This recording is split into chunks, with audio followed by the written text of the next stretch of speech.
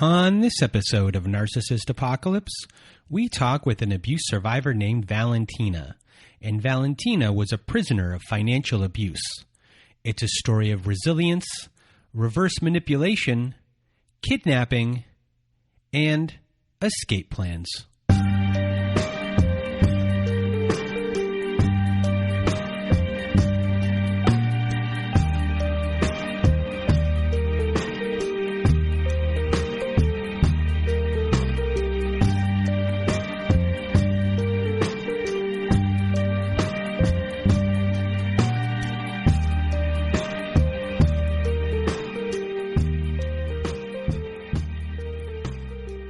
Welcome to Narcissist Apocalypse, everyone. This is a podcast that gives a voice to survivors of toxic relationships. I am Brandon Chadwick, but my friends call me Chad, and thanks for tuning in to this episode. So what is a narcissist, you may ask? Well, for the purposes of this podcast, we refer to a narcissist as anyone who has displayed a pattern of behavior that shows a limited capacity to appreciate others' perspectives. It is that simple. Now, if you have not been to our website recently, please do go there if you want to be part of our show. Go to narcissistapocalypse.com. Top of the page, there's a button that says guest form, and away we will go from there. And today is the last day I will be mentioning our letters to my narcissist episodes. It's taken a while to fill up and get enough voicemails. We still aren't there yet. So we're eventually just going to put our letters to my narcissist on our bonus episodes. We'll just be reading letters for the most part, as no one is actually using, the send voicemail part of our website. So unfortunately, that's what is going to happen. So if you want to send in letters for us to read for you, me or my old pal Melissa, please just send them to narcissistapocalypse@gmail.com. So we now have a new friend of the show, and that is domesticshelters.org. So if you or someone you know are experiencing abuse, you are not alone. Domesticshelters.org offers an extensive library of articles and resources that can help you make sense of what you're experiencing, connect you with local resources, and find ways to heal and move forward. So please go visit domesticshelters.org to access this free resource. And whoever usually gets a hold of me looking for resources and can you help me, dig up some things? My go-to place is domesticshelters.org. And they're wonderful people over there, and you're in good hands when you go to domesticshelters.org. They're a wonderful organization, so thank you to them for existing. And everyone, if you need help, go to domesticshelters.org. And I guess before we start our show today, we also want to say that, this show, the groups, our support services are paid for on a shoestring budget. So if you think what we offer on this podcast is valuable, please consider donating to our cause as it helps us grow our support services and reach a larger audience. Sponsoring an episode of this podcast is a way to make a really big difference, and you'll be helping thousands of survivors by doing so. Unfortunately, this week we do not have an actual sponsor, so I just want to give a shout out to Ryan from last week, from JJ from the week before, to Fern from the week before that for sponsoring the show. A big thanks to them. And hopefully we will have a sponsor next week. And that is it for that. We're about to start this show, and this episode with Valentina is a pretty epic story. It's terrible what happened to her. This show, you live her life with her. You really, really do.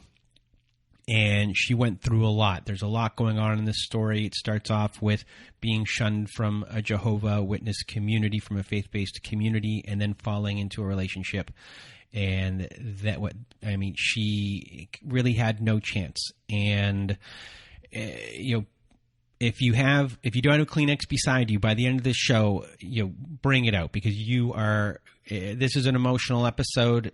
And you will learn so much for those people who are still in the relationships, who don't think they have a way out. that are in financial abusive situations, might be single moms, not working or working, are trying to squirrel money away. This is a must listen episode all the way to the end.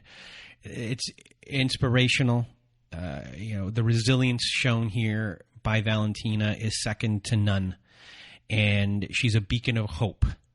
So, from the bottom of my heart, thank you to Valentina for being part of this. And now, without further ado, here is my episode with Valentina. Welcome to Narcissist Apocalypse, everyone. With me today, I have Valentina. How are you? Fantastic. Well, Valentina, today we're going to discuss your toxic relationship, your abusive relationship. I'm sorry that you're here today, but I know you're going to help a lot of people, so thank you from the bottom of my heart for being here. And now, without further ado, Valentina, the floor is now yours. Thanks. Awesome. So the first thing I kind of wanted to start with was just, my life before I got involved with a narcissist.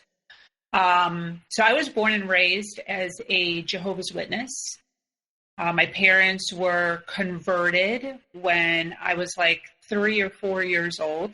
Somebody actually came and knocked on their door, the cliche, and they started studying with the Jehovah's Witnesses. And about 2 years after that, they were baptized. And needless to say, it's for anyone who knows who Jehovah's Witnesses are, the culture is very different than what would be considered normal. And I found myself in a very strict and let's just say I had no voice. I had no voice. You can't really have an opinion when you're in a religion that's that close-knit. You can't really associate with anybody outside of Jehovah's Witnesses. You're very sheltered, and you only hang out with Jehovah's Witnesses. You only date Jehovah's Witnesses, and everything that goes along with that. So I found myself to wind up having to be very submissive, having to be very quiet, and not really having a voice, which at a young age basically taught me that I didn't matter. My voice didn't matter. My thoughts didn't matter. My opinions didn't matter. And anything that's going on in my head doesn't need to be said out loud because it's just silly. So that probably lasted until I was maybe 17.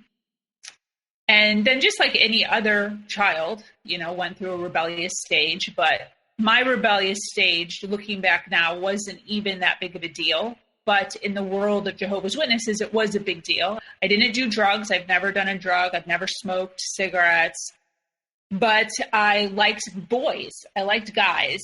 And so I found myself dating. And I found myself dating individuals who were not Jehovah's Witnesses, which was not looked upon as being good because you're only supposed to date Jehovah's Witnesses. So within that organization, you're basically told there's something called being disfellowshipped, which means if you do anything that you're not supposed to do, meaning celebrating the holidays, smoking, doing drugs, having sex before marriage, kissing, holding hands, you're brought into what they call the back room or the blue room, where you have to confess your sins. And a panel of older men, 3 men, have to discuss your failing or your sin and give you a consequence of, losing privileges, of getting disfellowshipped, being disassociated. There's different levels. So when I was 19, I had already had sex. I had already done several sexual things, and I was feeling guilty. They were constantly talking at the podium about, being sinful and not being blood guilty and dying in Armageddon if you don't do things correctly. So I wound up telling myself I got disfellowshipped, and I was disfellowshipped for 6 months and got brought back into the association. And then soon after that, I got pregnant. Now, when you get pregnant, which means you had sex again, obviously I got disfellowshipped again. My parents kicked me out of my house. I was disfellowshipped again. And I kind of wore a badge of being unworthy, being sinful, being dirty, being gross, and God not loving me. Because I was kicked out of my house, I wound up living with my boyfriend, the father, and the church was hounding me to not live with him because of obvious reasons. So I had to make a decision. I had to make a decision to either marry my son's father or to leave him, to break up with him. And I was trying so desperately to get back into the religion. I was trying so desperately to get my relationship back with my parents that I just, on a whim, made a decision to leave him. And I broke up with him. He moved out, and he was so angry with me that he actually skipped town. He just left. So I was left by myself as a sinner, with no contact with my parents, no contact with my brothers or sisters, no contact with my religion, and no money. I was working a menial job, probably making $10 an hour, trying to pay rent, do daycare, phone, car, gas, groceries. And I was desperate. I was so desperate. I was getting eviction notices on my apartment door, and my car was getting repoed. And I was in a complete state of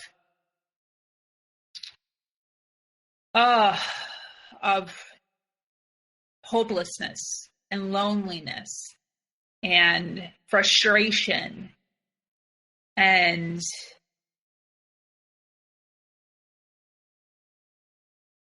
felt like killing myself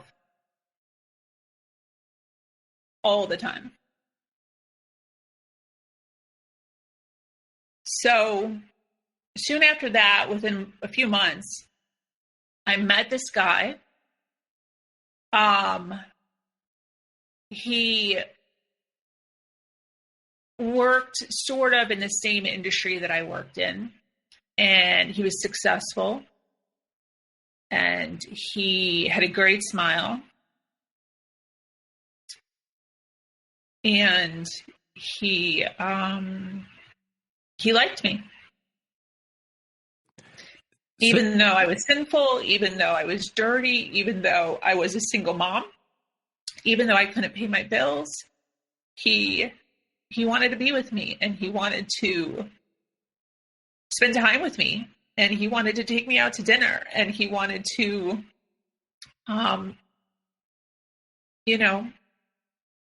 make me feel beautiful. And I thought that God was guiding me to a new place, to a good place. And I was happy. I was really happy. And that happiness lasted probably, 4 months.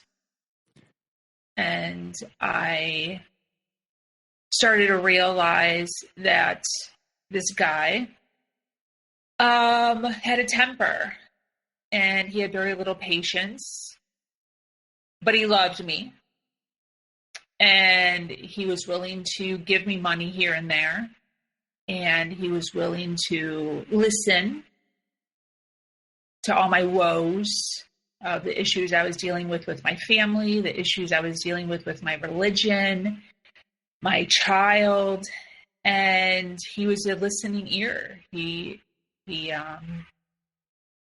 seemed to care. So right here, you are coming from a broken life, let's say, and you don't have a voice, and you don't feel good enough, and you feel like God doesn't really love you. You have everyone who you've loved or was important in your life is gone, and they've abandoned you. Yep. And here is this person who finds a very vulnerable person, which is you, with a child, with just struggling in every single way, and someone's paying attention to you and listening to you. Yep. And just being listened to for you is massive. Yeah. And at this point, you're just going to go with it because right now this is the greatest thing that's probably ever happened to you. And it's probably a miracle to you. Yeah. Yeah, 100%. I was definitely, looking back, obviously, there was 1,000 red flags. But because he was giving me attention, because he was literally the only person in my life that was paying attention to me, I ignored all of the signs. I ignored the yelling. I ignored the tantrums. I ignored the short fuses.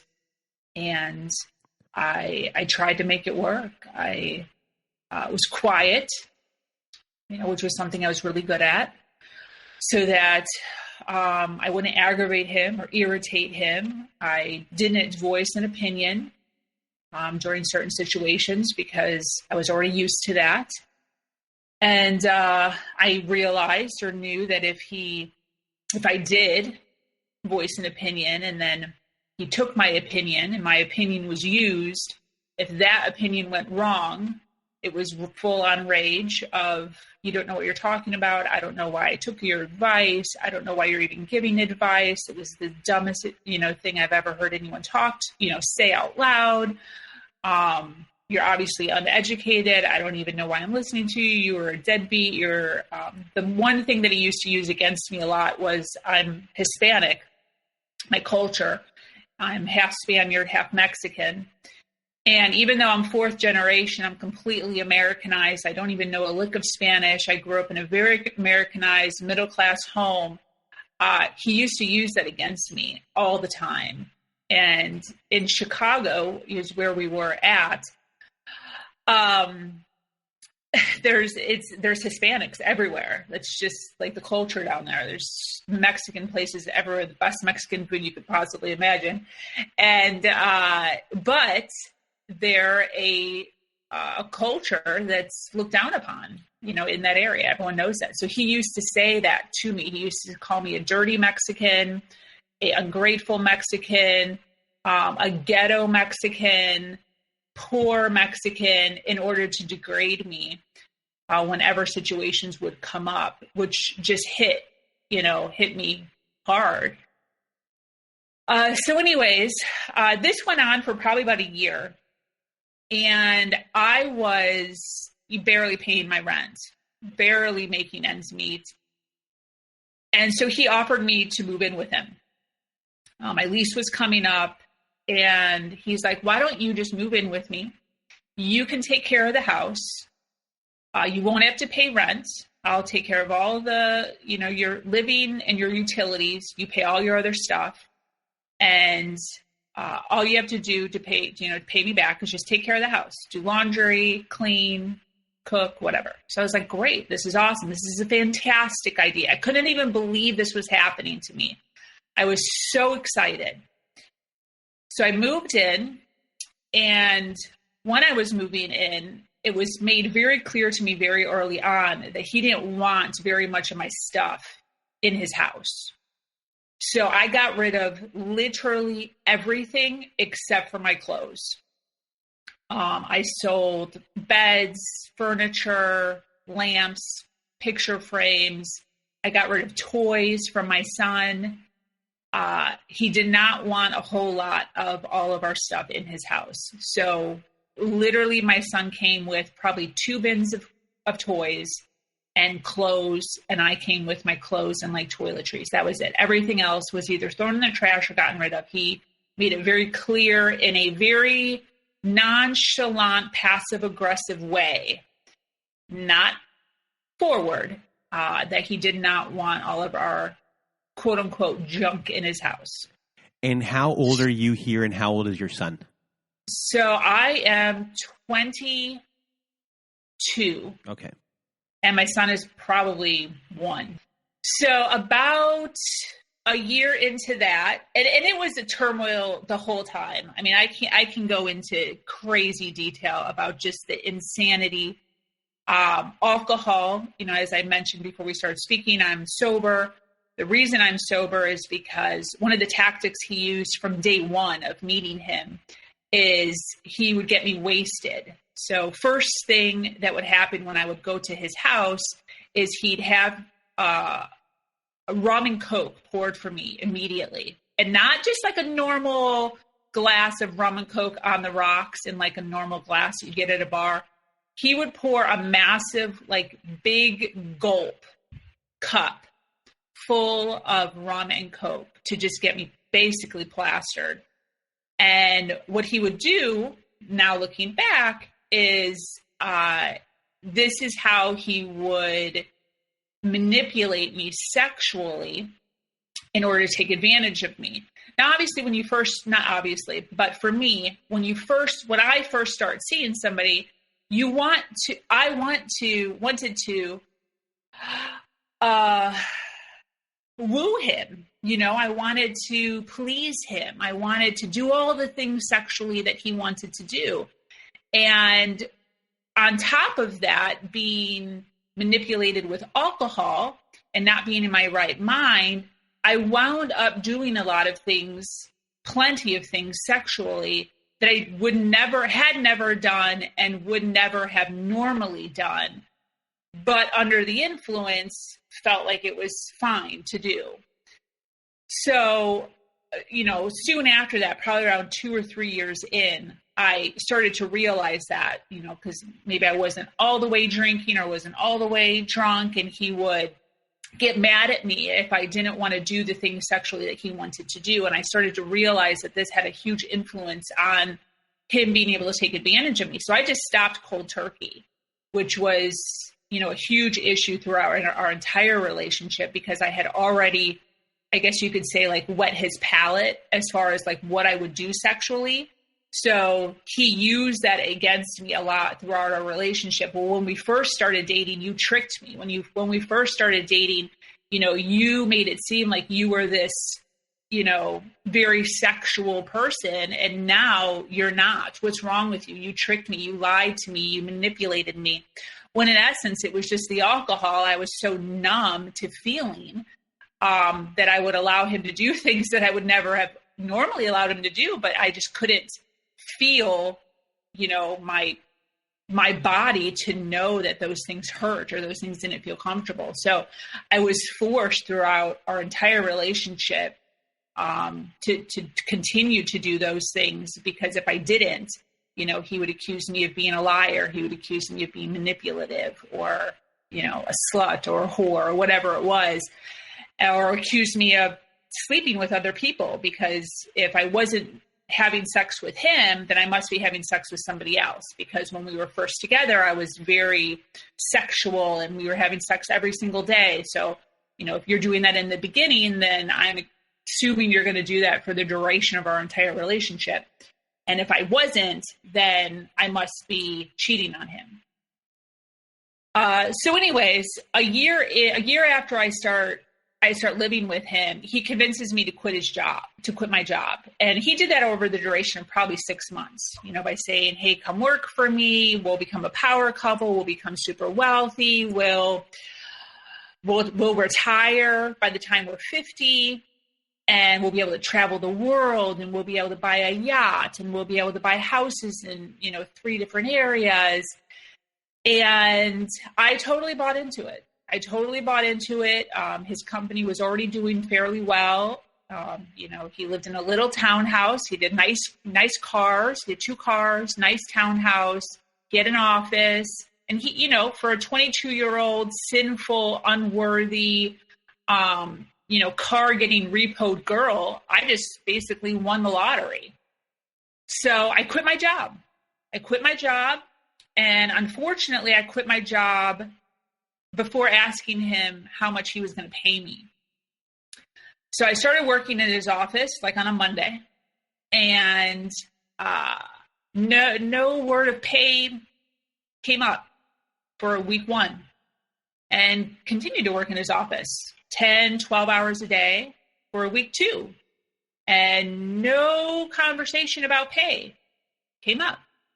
And me being submissive, me having no voice, me not having an opinion, hating conflict, hating questioning, basically just kept working for free until I literally had no money left in my account and I couldn't pay like my phone bill, for instance.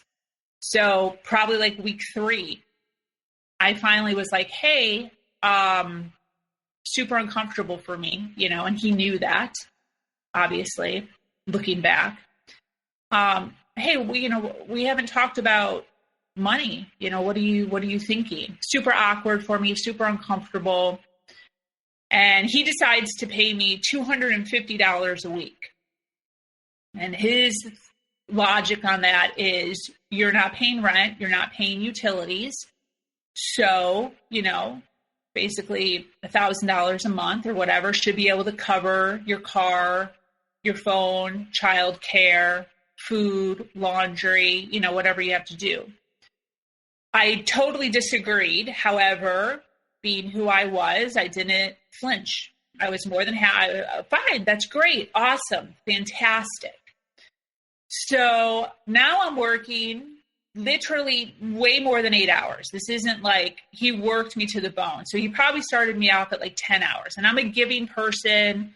You know, I'm a hardworking Mexican and super loyal. So I got to the office at, 7 a.m, dropped my son off at daycare at 6, got to the office at 7, and picked my child up at 7. So I was basically working, 10-hour days.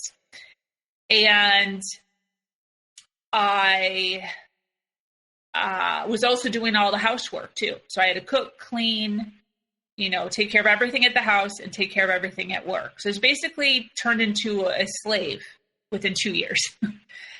And he was a total perfectionist, total OCD. And so any single thing that was out of place would elicit a rage beyond rage, just absolute insanity.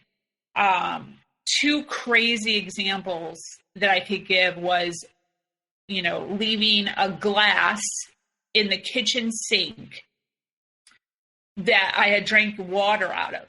So I had just taken the glass that had water in it and I placed it in the sink.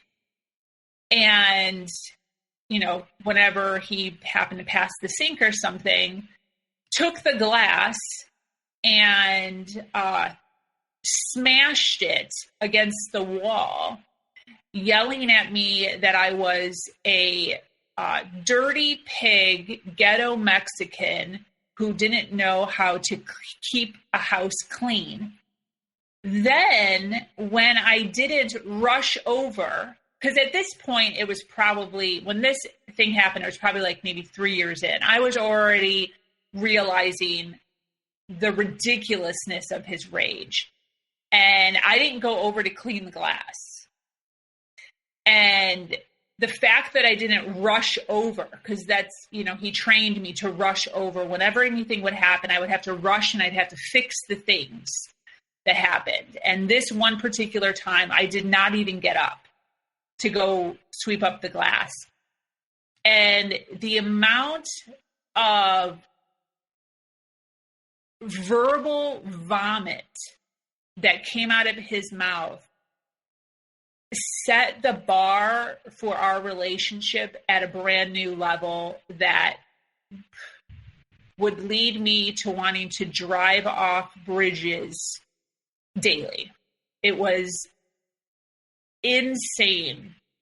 Needless to say, I wound up getting up and cleaning up the glass that he broke. So you're 3 years in here. Yeah. And you are essentially his slave. Yeah. Your child is at daycare. Yeah. A lot of the day. Yeah. Are you able to make any friends, or no. So you're not even able to have conversations with the other moms that are at the daycare? None. Zero. So you are truly alone in this world. Like you have no one, not a soul to even go to. Yeah. If we were not, because we worked together, so we were with each other all the time. But if I wasn't with him to, let's say, pick up my son or go to the grocery store, he would probably call me for real every 5 to 10 minutes with just something stupid. Like, where's the stapler? Or where did you put my shoes? Or why the F isn't there any clean underwear in my drawer? Just to be able to call me to make sure that I'm not involved in talking to anybody or conversing or creating any sort of relationship. Even with the gym was like a huge thing for him, constant calling during the gym to make sure that I was at the gym. I had to take pictures of my screen, and he wouldn't do it like, hey, take pictures of the screen so I know you're at the gym. He would just be like, hey, shoot me a picture of this, what are you doing? I'm on the treadmill. Shoot me a picture so I can see how good you're doing. Stuff like that. But I knew what he was doing. I knew, because if I ever decided that I wasn't going to, because you start to lose control of your life, and you don't have like you're not even real. You're not like even a real person. So trying to like keep something for myself, like I'm doing this for myself. I don't have to show anybody that I'm doing this. Him feeling that push and pull would be I'm coming to the gym right now. I'm going to come to the gym right now. And he would do that. He would show up at the library. He'd show up at the gym. He'd show up at the parking lot at the grocery store. If I didn't do text, picture, show receipts of the things that I was doing, it was crazy. It was absolutely crazy. And in year 3 here, are there any good times anymore? Oh, 100%. 100%. Because first of all, I was working my ass off. Business was going so good. Him inviting me to work with him was by far the greatest thing that has ever happened to him up to this point.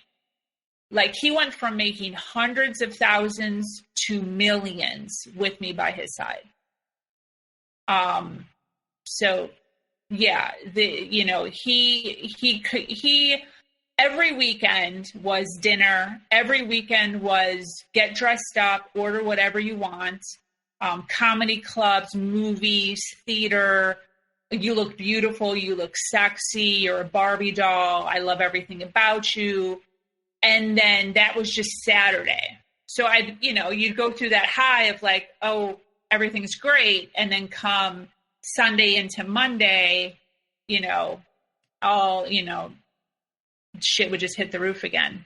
So there's a total love bomb roller coaster fest, the entire relationship. And when these things are really good, are you thinking to yourself at those points like, oh, I made the right decision. This is the right decision. Yes. What would my life be like without this guy? Yes, 100%. And even so much so, the gaslighting as far as in the opposite direction of not feeling like I was correct. Like, the bad times really aren't that bad. Why am I sitting on the bathroom floor crying every other day? This is great. This is fantastic. I will never have money issues. I will never have financial struggles. My son will be taken care of. He'll be able to go to college. These were all, things that were constantly thrown in my face in a good way to prove to myself that the relationship I was in was good for me and good for us and good for my son. And I need to stop being so emotional, and I need to stop being so dramatic, and I need to stop, I need to work harder and do more because this is good.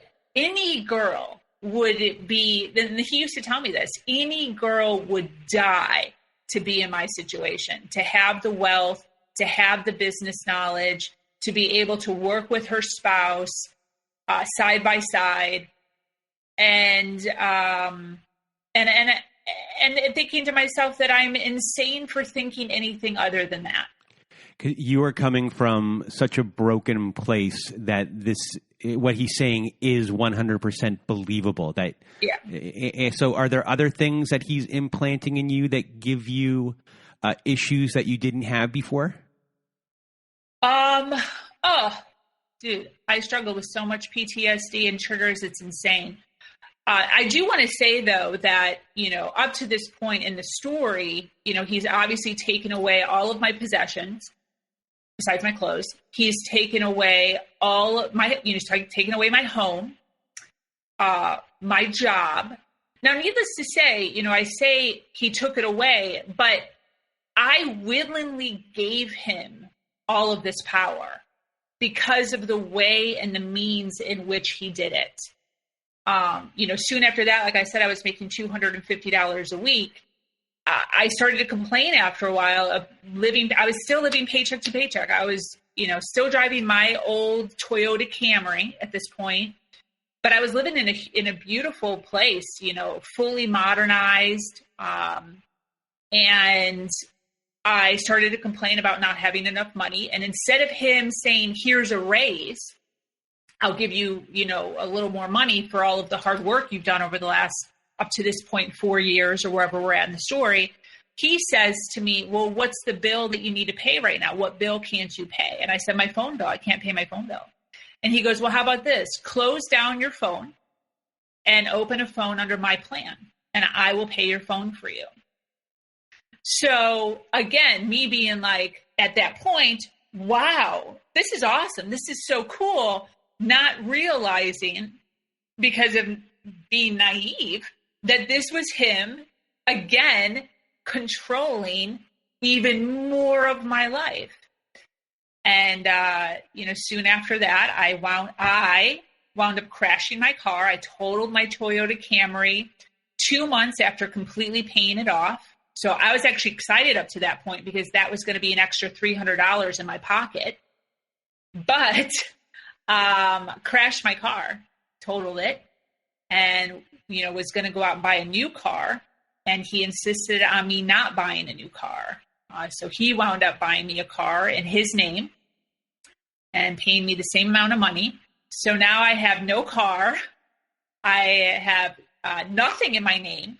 So basically I'm invisible to the government, invisible to everything, Social Security. I'm a 1099. I'm not even a paid employee. I'm a contractor. He kept me as a contractor the entire time. And no phone, no job, no house. I have nothing. I have absolutely zero, no friends. And also up to this point, we had moved. So from Chicago, we were in Chicago for probably about 6 years. Anytime I started to make friends, acquaintances, asked to hang out more than like 2 or 3 times with friends, all of a sudden we would move. So after about 6 years living in Chicago, we moved to Ohio. He actually had me set up in an extended stay in Columbus, Ohio for a year. I lived in a hotel room for a year with my son and opened up a new office, hired new employees. After a year there, we moved to Pennsylvania and bought a house, opened up 2 offices there with him. What type of business is this? So we worked with newspapers. Ooh, I've never said that out loud. We worked with newspapers. So we would hire and train door-to-door sales reps. So I'm a Jehovah's Witness, remember? So I went door-to-door my whole life. So So we did door to door. I hired, trained, and came up with the whole sales tactic, material, everything for salespeople. And I'd hire and train young ones to go out and sell newspapers door to door. So we had crews running in Chicago, crews running in Ohio, and then crews running in Pennsylvania. And then soon after Pennsylvania, about 4 or 5 years into it, moved to Florida, which is where I am now. We got 3 newspapers down here out of 1 office and started growing rapidly down here in Florida. And so then I was running, all these offices for him. At this point in our relationship, he's not even coming into the office anymore. So I'm literally working 15-hour days, keeping up a house, and I'm the contact for every single rep, every single manager, every single director of every newspaper. I'm the direct contact. No one ever calls him, sees him, says anything to him. And he comes into the office maybe 2 times a week and basically just yells at me, belittles me, tells me I'm doing everything wrong. I'm an idiot. I'm stupid. He would have done it better if he would have known. I should have told him. And I'm at my wit's end at this point. This is probably year 10. Okay. So, within this time, let's kind of back it up a little here. Sure. Do you ever, actually, I'm going to do another question first. Okay. What is his relationship like with your son during the beginning? And I guess, when he's like 3 or 4 years old, is he involved? How does it evolve or devolve? Great question. So in the beginning, he hung out with him a lot. Probably, 4 times a week, at least during dinner or what have you, weekends, go to the park. We'd go to concerts, little Hot Wheel concerts or Disney on Ice stuff. But he was actually really good to my son. I never had an issue with him being rude or mean or disrespectful towards my son. And he also very rarely, with my son in the vicinity of us, ever really hit into me. Now, when my son was sleeping at night, that's a whole nother story. And I'm sure my son does have times where he woke up and heard, because a lot of our arguments were also at night, where I would just have a complete breakdown from what happened during the day. And now he's asking for sex. And I hate him because of everything he said, everything he did during the day. And now he's making me do these sexual things to him. And I would sometimes just have huge blowouts of just absolute ridiculous, like I'm dying, dramatic meltdowns that were loud. I'd be screaming in the house. I'm just dying, just like in the corner, dying because of the words that he would say to me, the manipulation he would do to me. And then it all folds into, now do this for me sexually. And I want to stab him. I want to kill him. I want to put a knife through his eye and watch him bleed out. And, that's a tough place to be. But what happened with my son is, obviously he went into school eventually. So I would try to get him in after school care as much as possible. However, it got to the point towards probably the last 7 years I was with him where he wasn't at home. My ex wasn't at home. He would stay out late, either with the crew, because door to door is at night. So the crews run from 4 till 10, basically 4 to 9, and they get back at the office at 10. So he started kind of like saying he was going out, but he wasn't going out. He could have been with another girl. He could have been doing, I don't know what he was doing. I never asked. I wasn't allowed to ask what he was doing. I never looked into what he was doing. I didn't care. So what I would do is if I knew he was going to be home, I would pick my son up and take him to the park, take him out to eat until bedtime, 8:00. And then I would just tell him on the way home, hey, as soon as we get home, I want you to take a shower and go to bed. So, as he started getting older, 8, 9, 10, 11, 12 or whatever, I didn't want him being around my ex. So I would purposely keep him out. And my ex called me so much that I would know if he was home or not. If I was with my son, he would still call, but it wasn't as ridiculous. So I, tried to keep my son away from him as much as possible. There was one freak out. That was a huge turning point where my son was wearing soccer shoes. Soccer shoes have the cleats, but when they're young, they're like plastic cleats. It's not that big of a deal. And my son went back into the house to get, it was like 3 steps back into the house to get like a hat or something. And my ex totally lost it, slammed the door. It put this huge dent in the refrigerator. And because there was like a refrigerator behind the door, it slammed it. So there was this huge like doorknob thing into the refrigerator, and screamed at my son and told my son that he had to pay for a new doorknob because, he walked on the wooden floor with soccer shoes on. And because of that, he got angry and smashed the doorknob. So now my son has to pay for the doorknob because he shouldn't have done that in the first place. And that was a huge turning point for me when I saw that coming out and he was comfortable doing that with my son. That was a breaking point for me as far as keeping tallies on leaving. So before we get to that, I still kind of want to discuss your son for 1 second, which Sure. is, your son pretty much, this is the only man he ever has known as being a father figure. So Yeah. Does he look at him like, this is my dad? No. Okay. I kept him And he never did. No, he never even grieved it.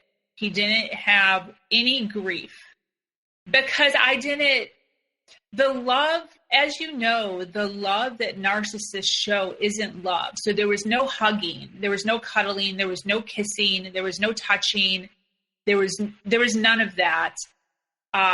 The only thing my ex did was just take him places every once in a while, but he was fully consumed in himself. So he never asked how we were.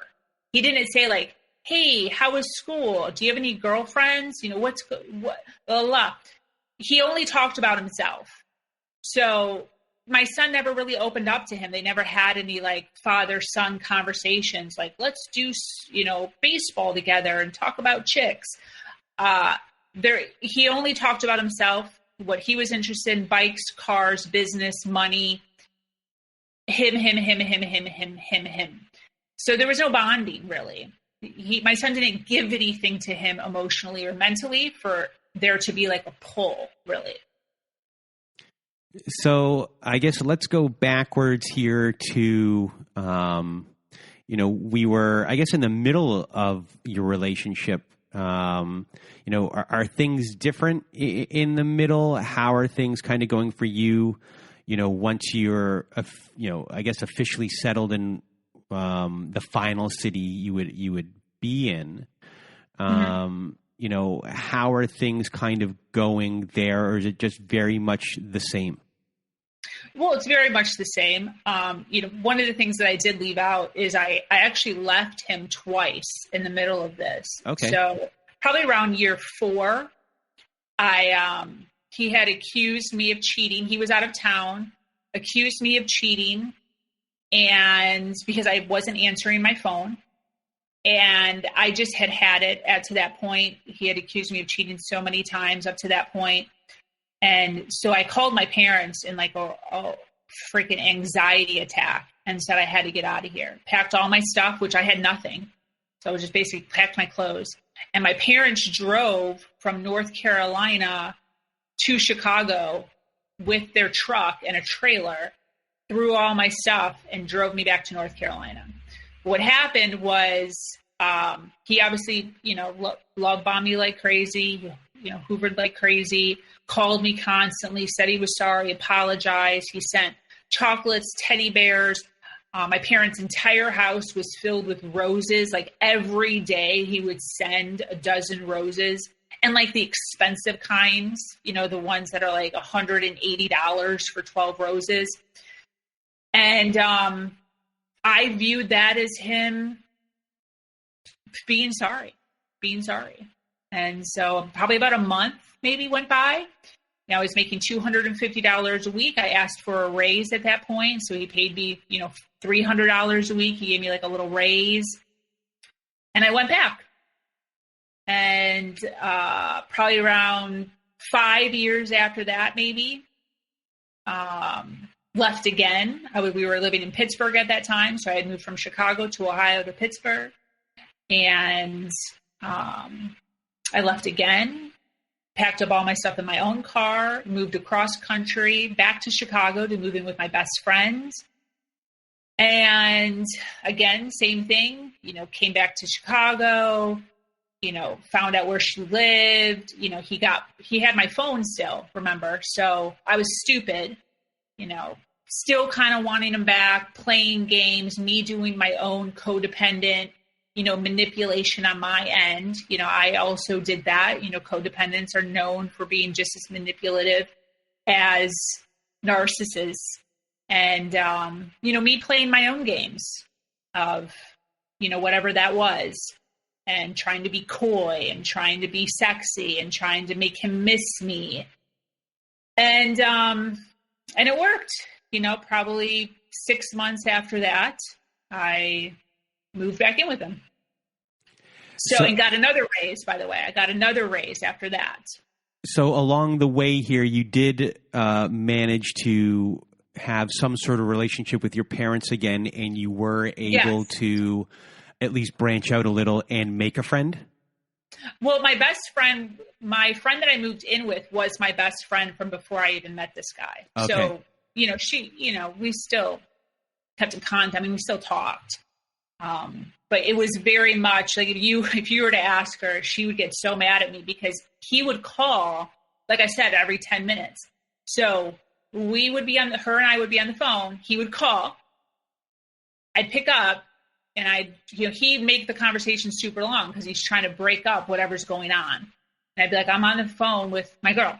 And, blah, blah, blah, blah. He'd hang up. I'd get back on the phone with her and he'd call again 5 minutes later.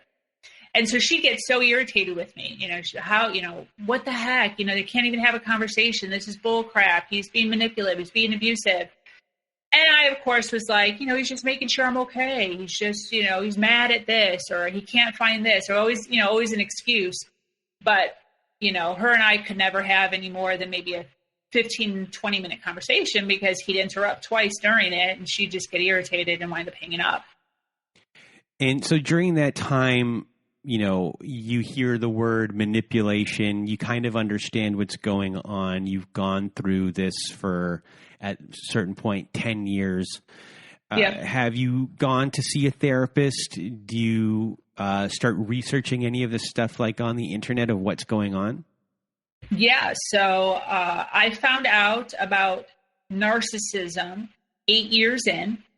I was in the bathroom, on the floor, in the dark, bawling my eyes out, just super dramatically, all dramatic like, and sniffling and crying and yelling and bawling and just tears and snot just coming off of my face, just having a complete breakdown, as I did weekly, multiple times a week.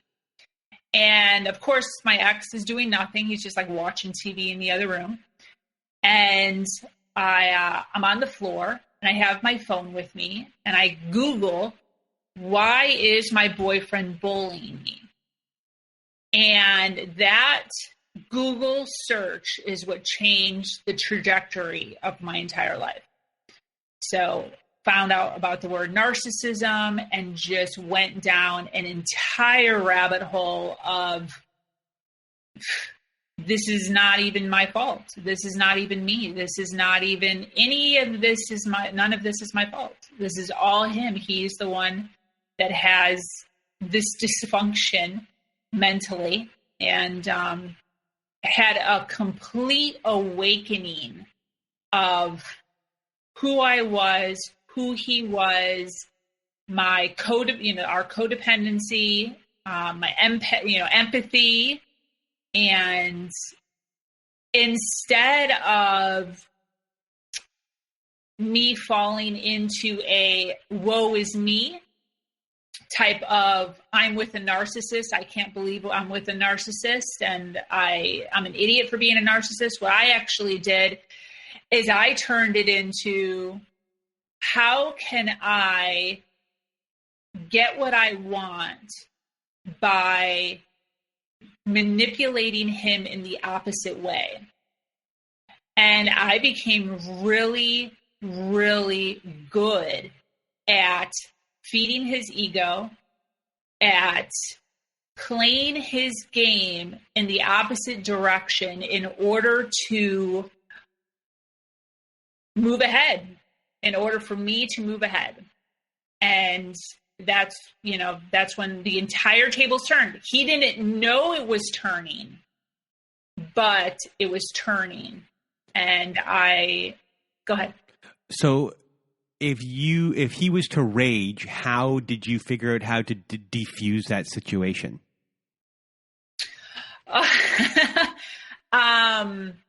So there was two ways. The first way that I started to do was, I call it the Eminem tactic. So I don't know if you remember the movie 8 Mile. Of course. Where he totally, they start doing the battle where with him and the African-American guy, and they're like ripping on each other. And then Eminem just starts ripping on himself. So the other guy had nothing to say. So what I started doing is, when he would go into these rages of, my ex very rarely came out and was just like, you're an idiot, you're so dumb. What he would do is, let's say I put a bowl of cherries on the counter and forgot to put it in the refrigerator. And he'd be like, only an idiot would leave cherries on the counter. Only a dumbass. My 3-year-old sister knows better than to leave cherries on the counter. So he wouldn't ever say, you're an idiot. He would just say, whoever did what I did was an idiot. So then when I would say, stop calling me an idiot, he'd be like, I didn't call you an idiot. Are you serious right now? Why are you telling me that? So then I'm like incredibly dumb, because not only did I leave the cherries, so he's insinuating, but I'm an idiot, but then I'm like a liar and an idiot, because like he didn't actually say that. He didn't actually call me an idiot. Do you know what I mean? It was like so many layers of manipulation. It was insane.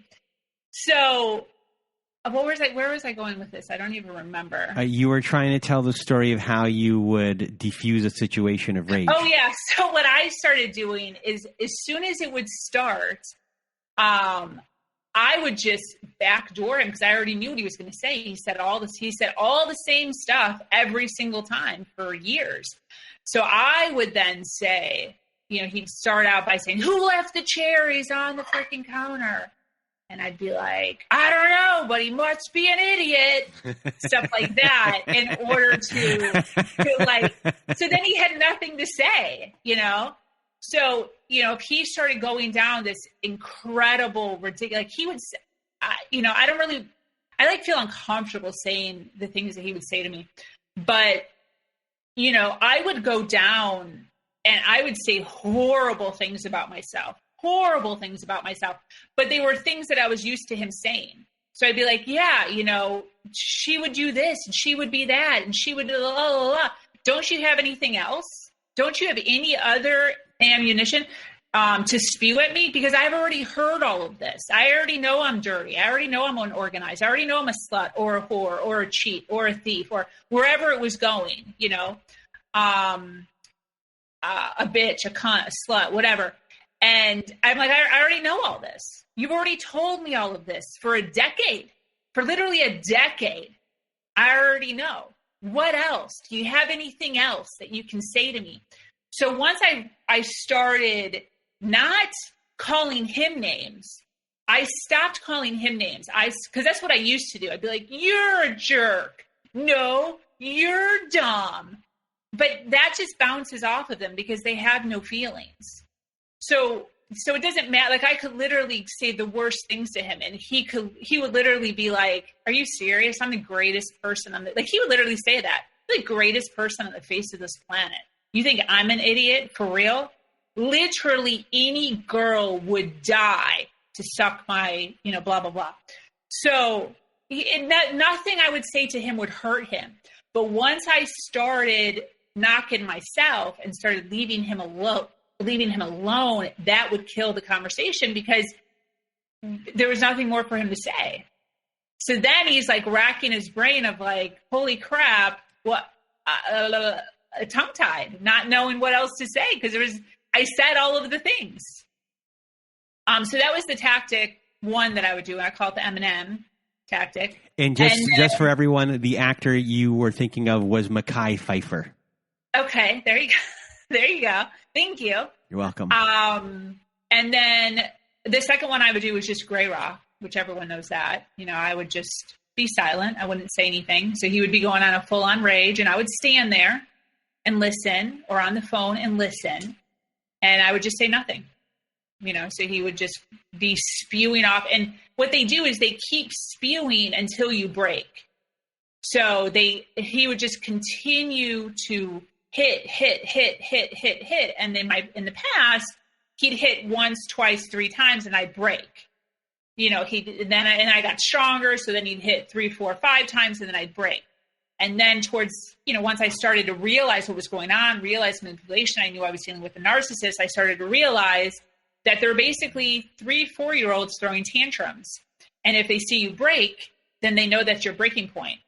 So I just used the same tactic I used with my son. So when my son would ask for a candy bar and I'd say no, and then he'd ask for a candy bar and I'd say no again. He'd ask for a candy bar, I'd say no again.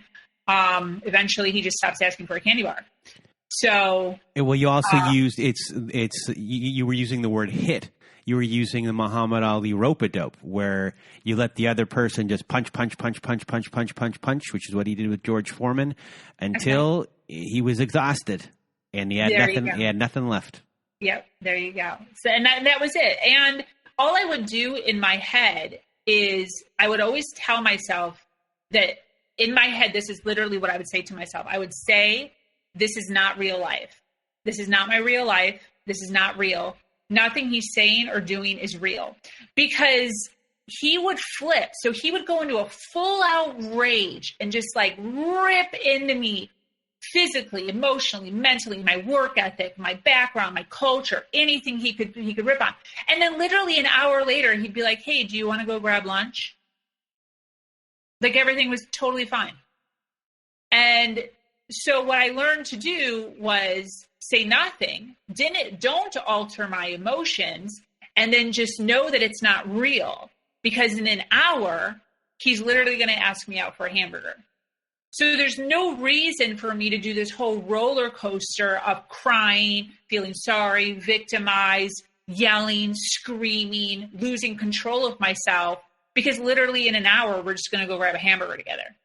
So I would just sit while he's doing this. I would almost zone him out, kind of like Charlie Brown, wah, wah, wah, wah, wah.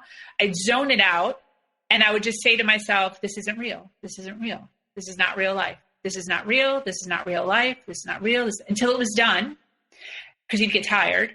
And then we'd go get a hamburger. So, it didn't always work, obviously. He many times would break me, but it got to the point where probably 70-75% of the time I was able to completely gray rock him and not say anything.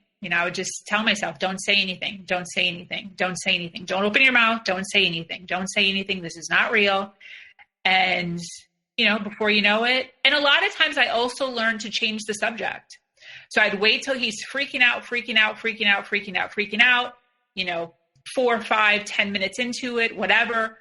I would be walking around the house or doing something else, or I'd be thinking in my brain, and I would pivot the conversation into something else. So, something that I knew he would appreciate, something that I knew he would like.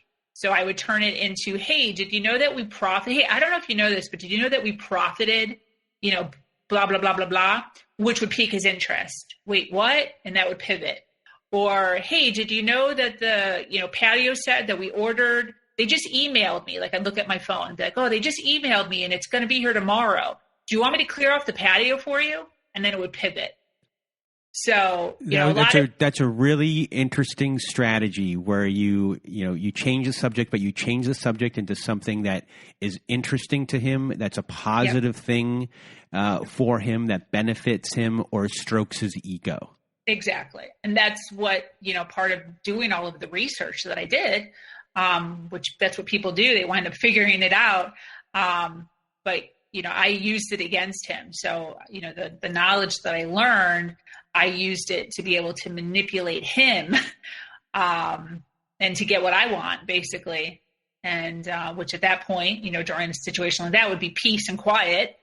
And it worked. My entire life revolved around trying to not get rage.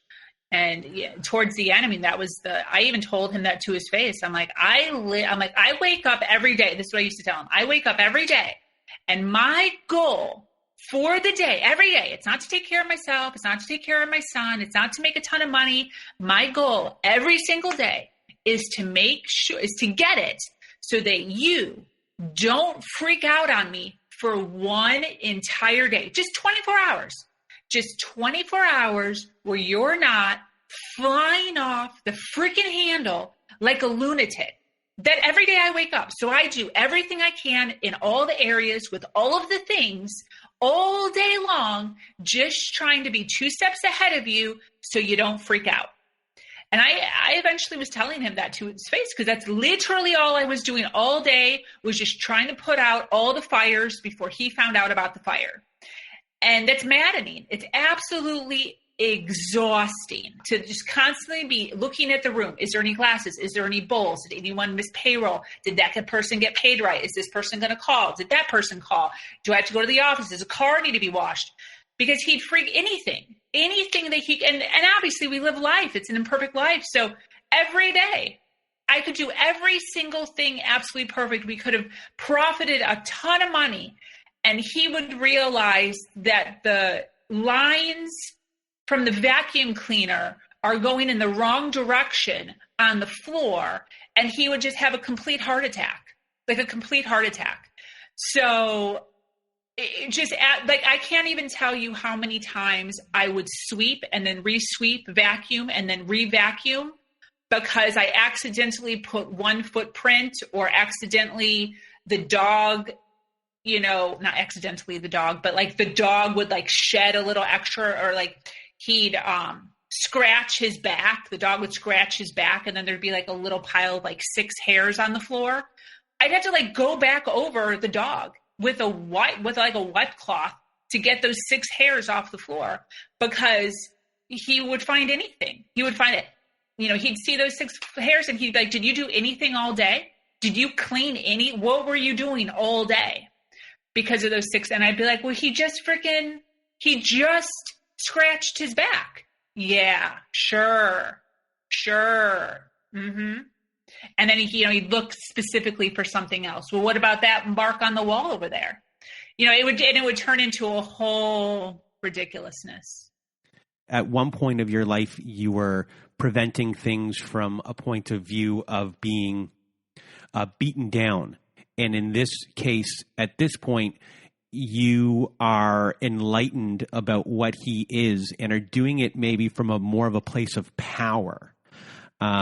You know what I mean? So I guess, I guess, when that place of power came in, did you feel like you were in charge, or at least more on equal footing here? Yes. To answer your question, a very similar answer though. I was still doing all of the same stuff, but yes, doing it in a mental and emotional place of power. So what the way that I was mentally taking on my life once I found out what I was dealing with was doing my best to take on as much responsibility and being as perfect as I can, because my plan was, this happened over a duration of like a few years, obviously. It wasn't like I found out about narcissism and just came up with a plan. This obviously, evolved. But what it started to turn into was, if I can get this guy to count on me enough, if I could be perfect enough, not in a, oh my gosh, I have to be perfect in order for him to keep me, but in a way of like, I got to be freaking perfect so that this guy needs me, was my mentality. In my mind here, it's like you're making yourself so valuable. Yes. That it's going to give you a bit of freedom. Yes. And once that door is open for that part of freedom, you can start figuring out an escape plan.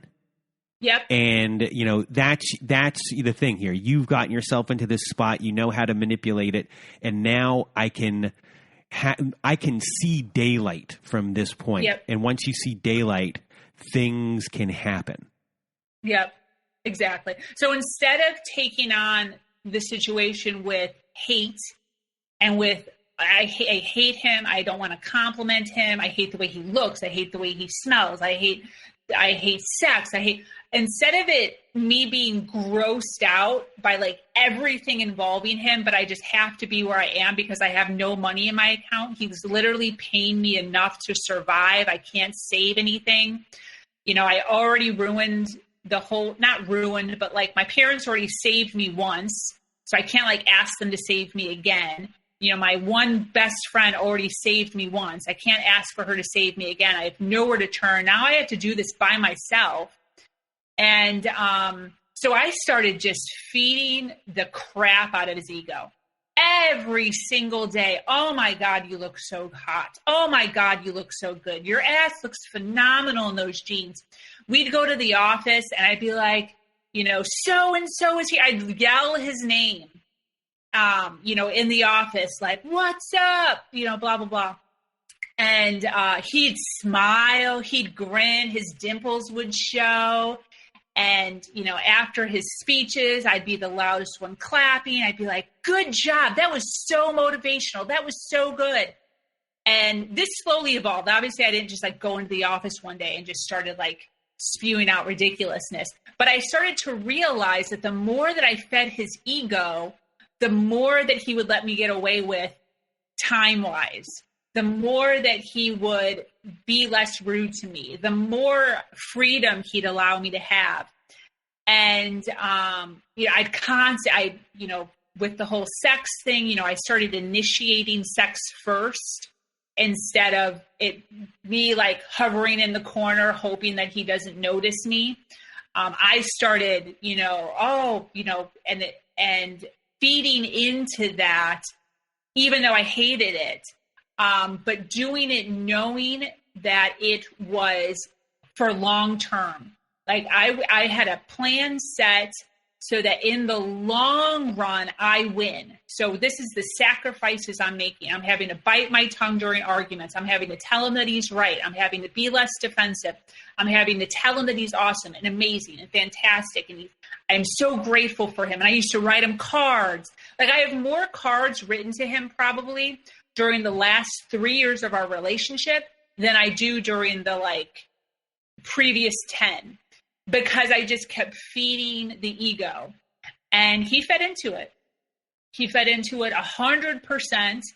He gave me, even though I already had a ton of responsibility, he gave me even more responsibility. It basically got towards the last few years of our relationship, he didn't even know the password to his own bank accounts.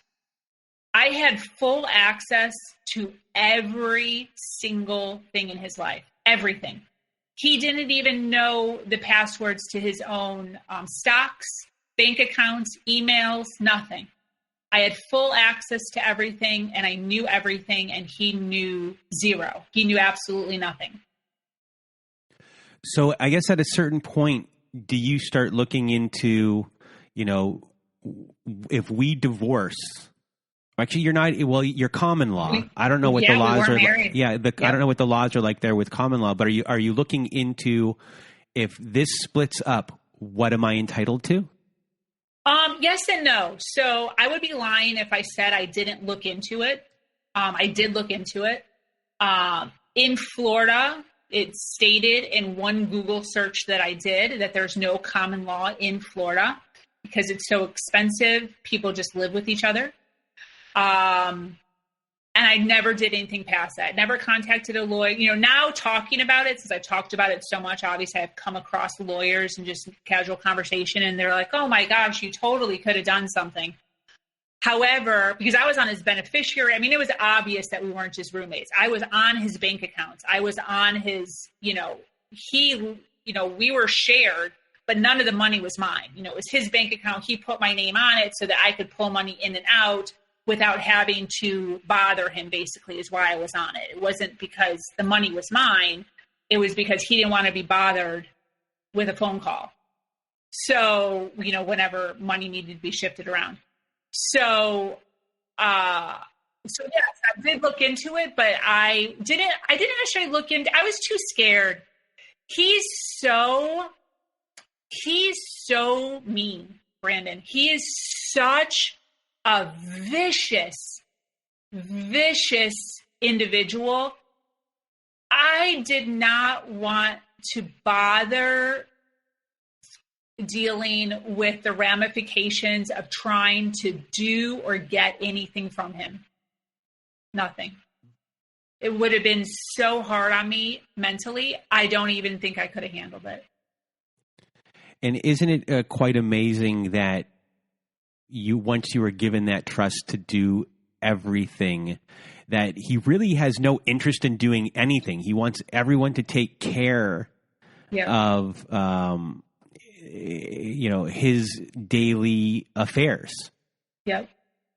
He can't even look at his stock portfolio. You have to do it for him.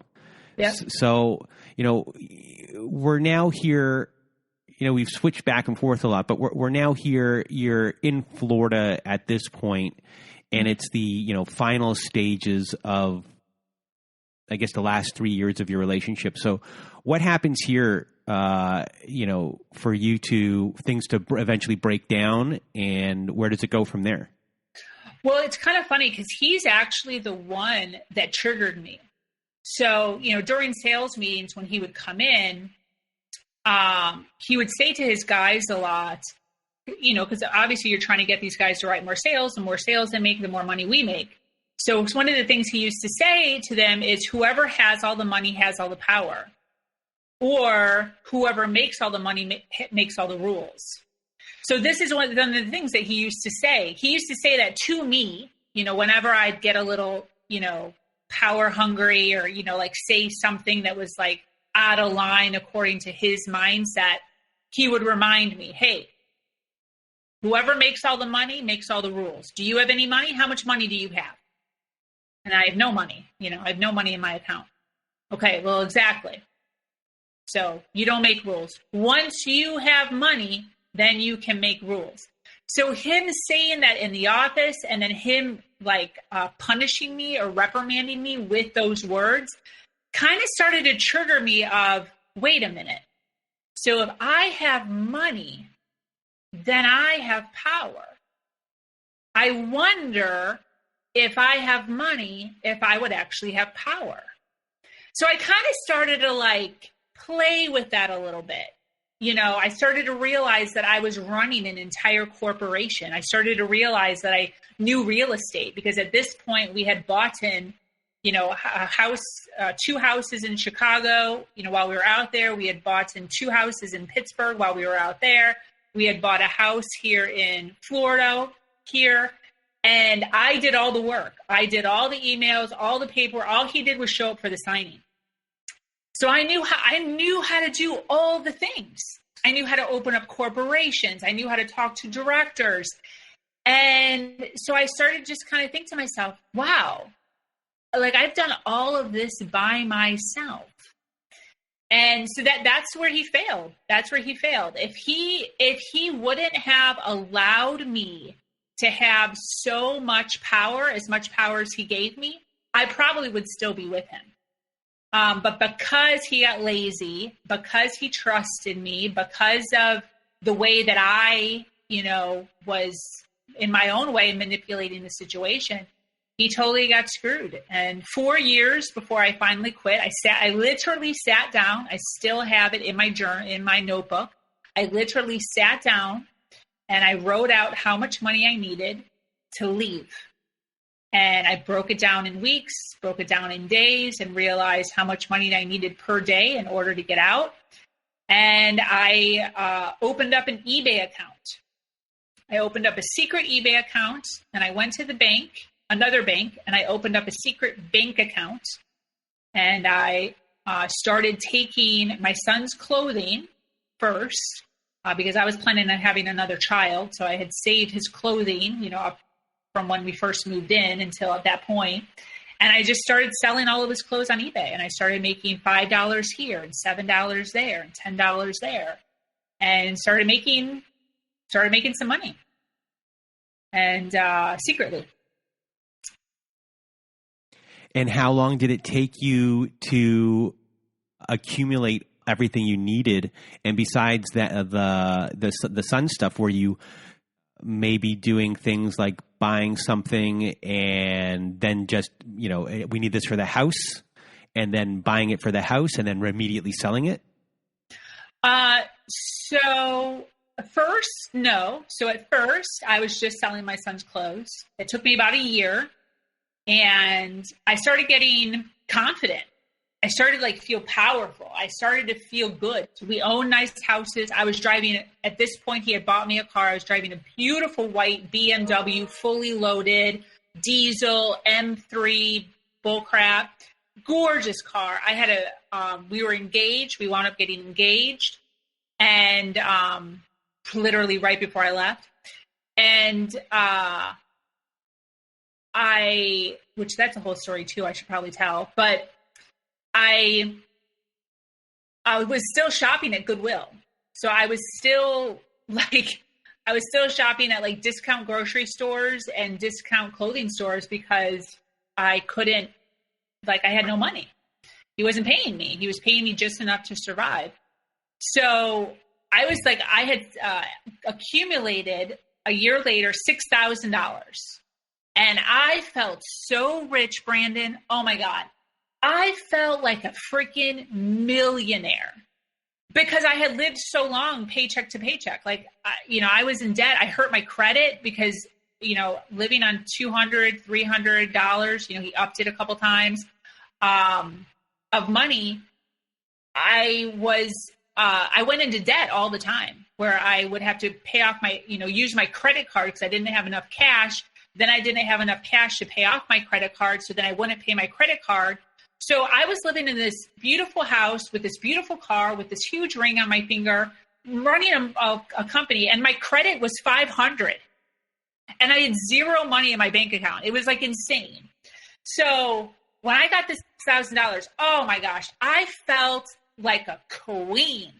I felt so freaking powerful. So one day, I'm at the kitchen table. I have my bank account open. I'm just salivating over my bank account. I'm I am brilliant. This is what I'm telling myself. I am so freaking smart.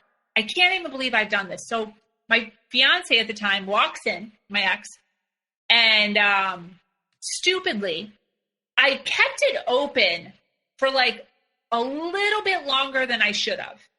I don't know what I was thinking. I don't know what I thought, if he'd be wow, good job. Wow, great job saving money. I don't know what I was expecting, but I wanted to low key brag. I wanted to low key be look what I did. I also did something here. And it was one of the dumbest things I've ever done. So he saw the money. He freaking freaked out, threw the computer. It didn't break. Why do you have money? How do you have money? You're greedy. You're unloyal. You're not paying bills. You're not paying rent. You're not paying utilities. How dare you have money saved up? Why are you not putting some of that money towards bills? Why are you not putting some of that money towards rent? And it hit me. It hit me at that point. I had thought, but it hit me at that point that he was paying me what he was paying me because on purpose, because he wanted me to have no money. Because in my head, I was like, well, it makes sense. You know, like he is paying rent. He is paying utilities. That's why he's paying me so little. Because obviously I'm working my ass off and I'm wanting to bring it up. I wanted to be like, what the hell? Why am I still making this much money? Even though we're now, like at this point, we're literally millions is coming up. Millions is coming in. And I'm, you know, but I'm like, well, it makes sense. Well, you know, I don't really need it. And if I needed money, he would let me borrow it. And he gives me a 50 every once in a while to get a massage, whatever. But at that point, when he flipped out over $6,000, which is like nothing at that point, like to like the business, $6,000 is zero money. I realized that he was purposely keeping me poor. And what he did is he said, since you have so much money, you're not allowed to cut yourself a check for the next 6 months. Don't take any money from the business for 6 months because obviously you have enough money to live on. So he freaking killed it. He killed it. So obviously, you know, I was still selling, but that $6,000 went out, you know, that went out. So I had no money. So I lost all that money. And he started paying me again 6 months later. And I was still making my side money through eBay. And at that point, it wasn't going fast enough. At that point, I was mad. I was irritated. I was still doing all the same stuff. But in my heart, I was like, this is bullshit. So I doubled up. And I started doing exactly what you said. I started going to thrift stores and I started flipping merchandise. And I also started like creating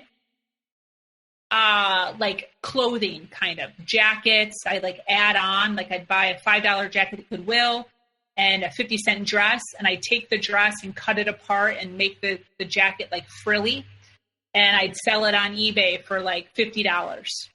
So instead of just selling clothes for like $5 or $10, I would then start creating things that would sell for a lot more because they were individualized. And started basically doubling up on my money. And, you know, he didn't ask any questions. He just thought I was making the clothes for myself because I would wear them sometimes. I would wear the clothes. And he just thought that was something I was doing at home to pass the time, you know, on my spare time. Instead of watching TV, I would make clothes. And he was fine with that. He didn't know anything. He knew nothing of what I was doing. So to make the story a little more dramatic, I wound up saving again a year. I saved $15,000, believe it or not, selling on eBay and Offerup. I would also sell on Offerup. And I told my son's father, who that's a whole nother story, but that doesn't matter. I told my son's father, hey, listen. So my son's father had yet to pay child support. So one of the other reasons why I had no money was, you know, I needed to not only save for myself when I move out, but I also had to fend for my son. So I'm feeding two mouths, or having to worry about feeding two mouths on no child support because my son's father still had paid me zero money up to this point. So my son is 11 years old at this point, and he goes, hey, or maybe he's 12 or 13. I don't know. He's around that age. He's like a preteen. And I called my son's father. I said, hey, listen, just so you know, I'm going to be leaving my fiance. Just wanted to let you know because I'm a little nervous. I haven't been on my own for a very long time, literally over a decade, to like fend for myself. I'm really scared. I'm nervous. So, you know, if I need some help from you, $100 here, $100 there to help with his school or, you know, clothes or whatever, I'm hoping I can count on you since you haven't paid me for 11 years. And I said it very nicely. You know, we were like good together. He barely saw his son, you know, every once in a while. He didn't pay any child support, but I didn't hold any grudges. I didn't care. And he was like, yeah, cool, 100%, no problem. Yes, good for you. Great. So that summer is when I was going to leave. And I had it planned for like July, August, somewhere around there. And my son's father calls me up, right before school starts. And he's like, hey, do you mind? And I'm planning on leaving. I'm like finding places. I'm putting my name in applications in apartments and all this stuff. And secretly kind of like boxing things away and whatever. My son's father calls me and says, hey, can I take our son on a camping trip? And I'm like, sure, 100%. Yeah, no problem. Picks him up, takes him. 4-day camping trip. Supposed to be back on a Sunday. Calls me up. No, doesn't call me up. Sunday comes around, 5:00 in the afternoon. And I was like, sent him a text because I started getting that mom intuition. Sent him a text. Hey, am I making dinner? What time? Just kind of like feeling it out. No response. An hour later, I text him again. Hey, is everything okay? He sends a text back. I will no longer be communicating with you through text. I will now be communicating with you solely through email. And immediately I just start shaking. I'm just losing my mind.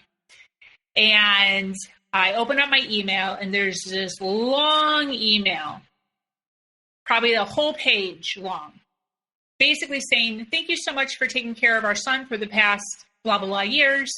I got it from here. And that was it. So I start blowing up his text, blowing up his fiance's text, and saying, yeah, what? You can't do this. Is kidnapping. You can't do this. I don't even know what you're talking about. Bring him back. I'm having a complete panic attack by myself. My fiance's out of town at this point. I'm literally by myself. And he cut off all social media. Both of them blocked me on all social media. Blocked me on the phone. Couldn't call. Craziness. Just absolute craziness.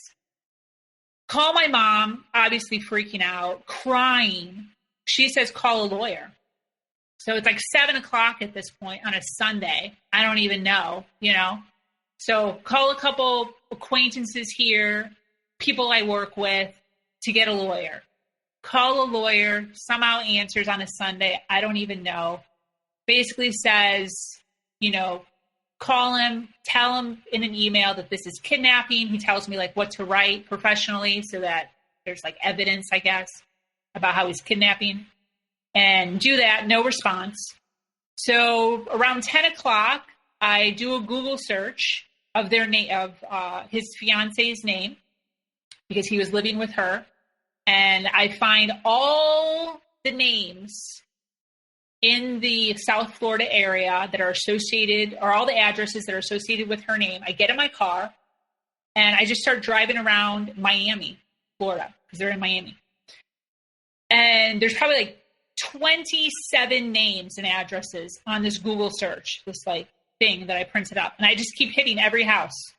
I put it in my Google Maps. I drive to the house, drive around the neighborhood, look for the cars, don't see one, put the next address in my phone. Go around again, blah, blah, blah. Literally 10, 11, 12 houses later, I find his freaking car in front of a house. My heart is pounding. I'm crying. Call the police. And the police come. I'm super calm.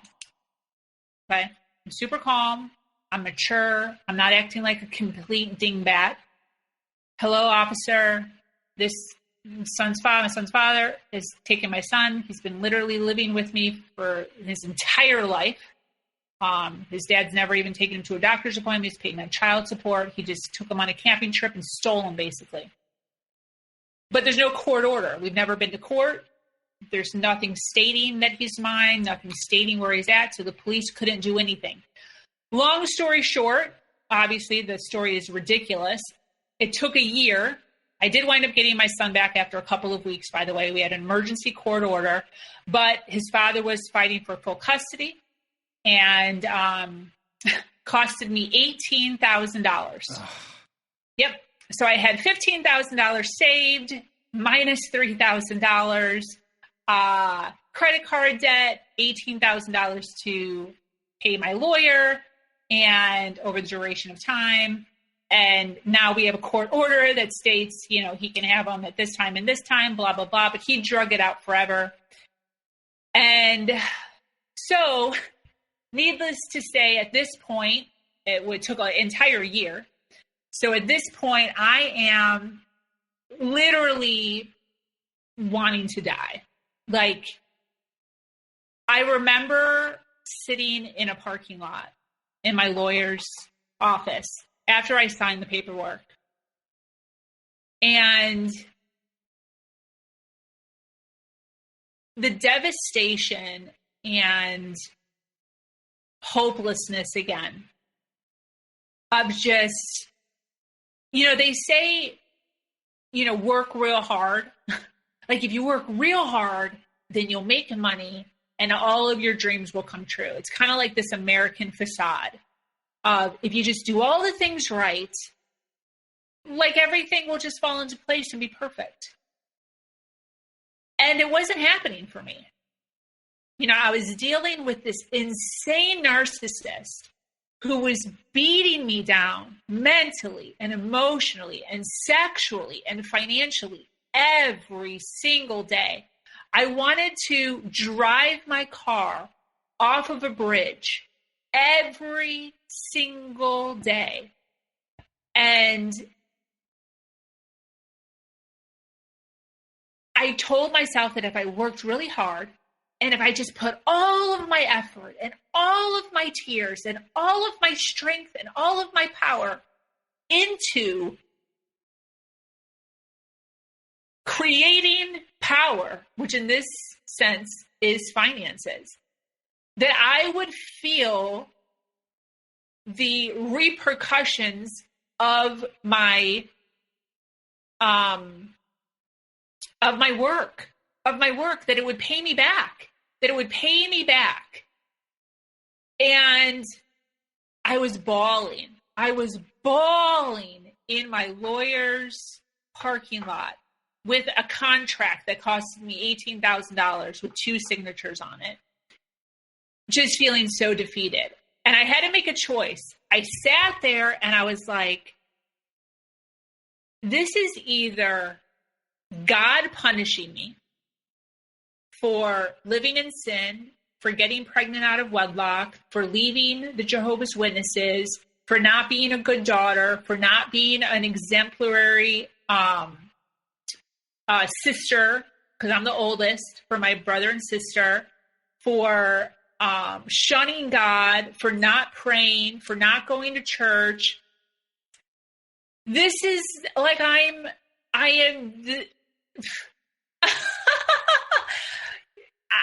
there's no way out.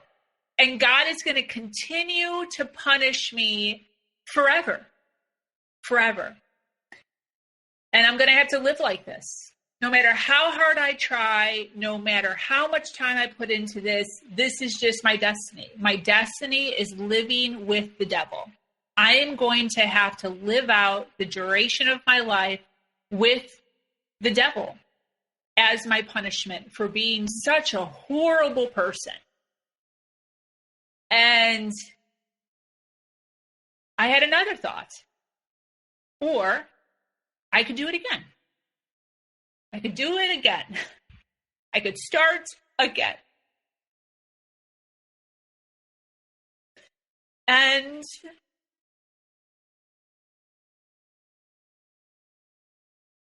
after being all ridiculous in my car and crying by myself and slamming the steering wheel like they do in the movies and playing the music really loud, I decided to do it again.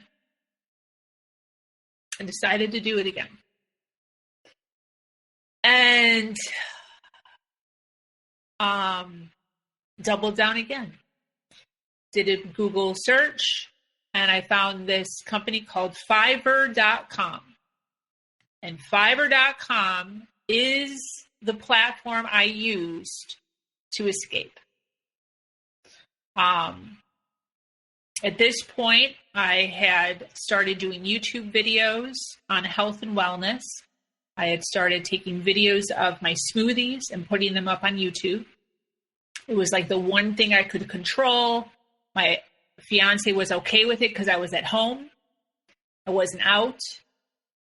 And I used that video equipment to start doing marketing, ads, promotions for other small companies that needed tutorials, that needed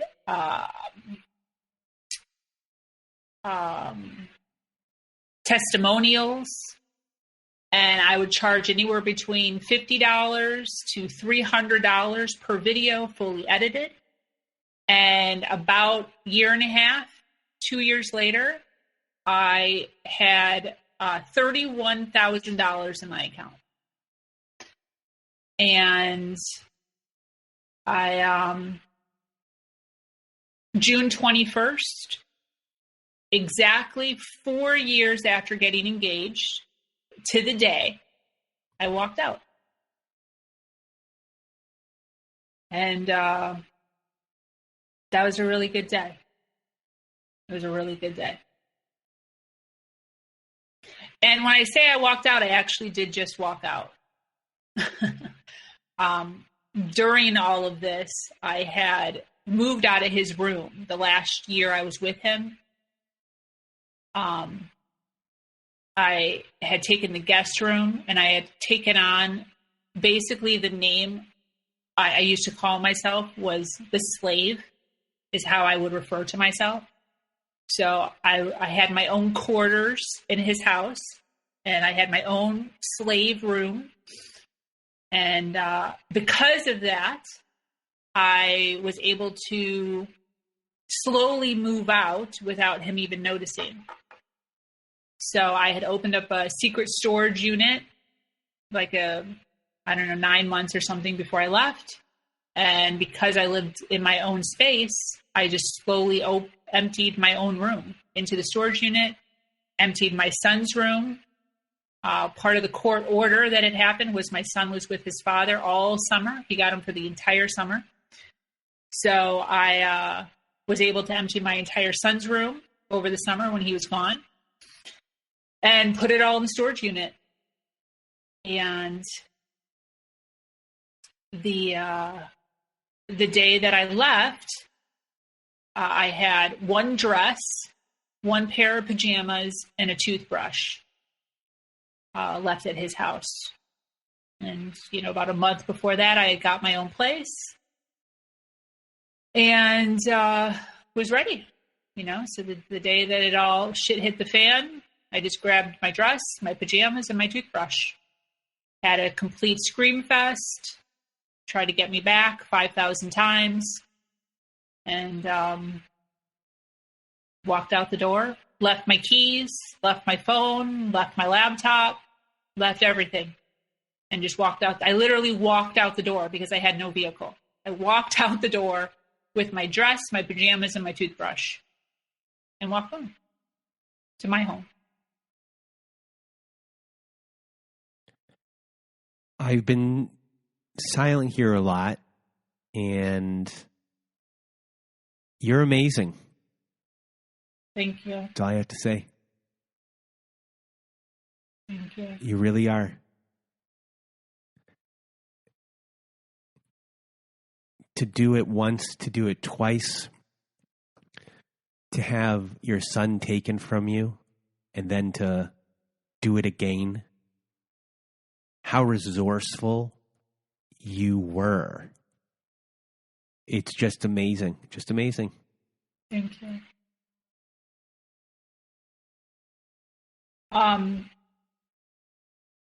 Yeah, I still think about it, sometimes. I have goosebumps and tears in my eyes. Like you Whew. You're amazing. That is amazing. That you, whew, this has never happened to me. That you were able to do that. Yeah. Woo. A lot of it. This is wow. This has never happened. Honestly, it's whew. It's just wow. Sorry, you were going to say something. I interrupted you. I think about it sometimes because, well, I'm sure every individual in my circumstance thinks about it sometimes, but it's surreal though, because the difference between the saying of it doesn't matter how many times you fall, what matters is how many times you get up. It's so apparent because the situation in which I had to make a choice, it's so visual in my head that day of sitting down and actually having a conversation with myself and just in literally like terror and complete and utter hopelessness, and not being able to discuss it with anybody. I think that's the biggest thing, is I was in so much isolation at this point, and I felt so stupid at this point too, because I had already got my parents involved, so I looked dumb. And not to say that they're judging me that way, but like me feeling like they're judging me that way. And then my best friend getting her involved. And then I'm in the situation, just feeling so dumb, and then trying to get out and then trying to get out. And it's like how easy it would have been for me just to fall into and weaken myself into, I guess this is just my life. And I don't even know that's what scares me so much, is I don't even know why I did it again. Like, I don't know why I did it again. It would have been easier, for real. It would have been easier to not do it again. Because the amount of like the little bit of sleep, I literally didn't sleep because editing. So, there's a difference between editing a little video about a smoothie, like a blender, and then trying to do full on edits for big corporations who are trying to make ads, and the professionalism that has to go into it and the audio that has to go into it. And I have to look presentable. And then the time, and then having to, do it around my fiance's schedule, and then do it on time because I was on deadlines in order to get paid correctly. And then also running the company, and then also trying to keep up a house, and then also trying to be there for my son. And then also I'm doing eBay and Offerup. I mean, I was literally running on 2 to 3 hours of sleep every single day. And I could not. It was not okay for me to not be at 100%. If I showed up tired, if I showed up in a bad mood, if I showed up in anything less than my optimistic, go-getter, let's make money, everything's fantastic personality, I would get reamed. I would get absolutely reamed. So no coffee, Brandon. No caffeine. I haven't had caffeine since my pregnancy. 0 alcohol. Literally 0 alcohol for like 15 years. No drugs. Just mental and emotional turmoil. And then having to show up in a good mood every single day. Every single day. In order to keep the facade up. In order to keep him happy, in order to keep making money. It was like dumb. It was literally dumb for me to do it again. But I knew that I would rather live the rest of my life trying to get out than to bow down to a life of just absolute insanity. So I just told myself that I had to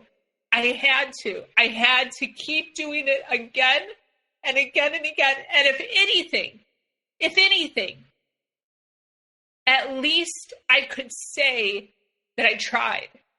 Because the last thing that I wanted was to be 60 years old and thinking to myself, what if I would have just done it one more time? What if I just would have done it one more time? And thinking of the ramifications of my son, as children get older, they start getting snooty, they start talking back a little bit. They start testing their own power and thinking about how awful that could have gone, having two egos in the house and him breaking my son, emotionally throughout that process. It's scary. It's really scary thinking about how easy it would have been to just throw my hands up and say, well, I tried. Guess this is it. I guess this is my destiny.